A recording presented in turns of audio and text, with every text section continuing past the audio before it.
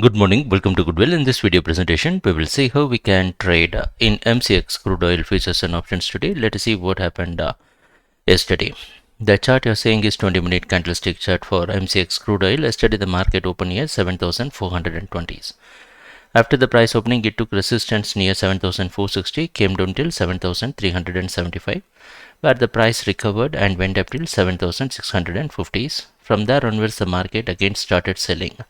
The price dropped and we could see the price could reach till 7,220s and close near 7,260. Today you can expect the market to open somewhere within the range of 7,260 and 240.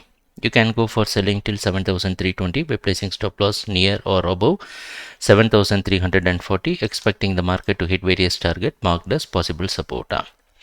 And how we can do this in the options market? The option chain, what you're seeing is for August month contract. In this you can select 7,000 put option strike.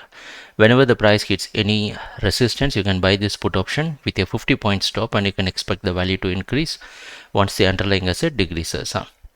Kindly open trading account with a Goodwill and subscribe to our YouTube channel. For account opening, you must call to 937 927. Take care. Bye.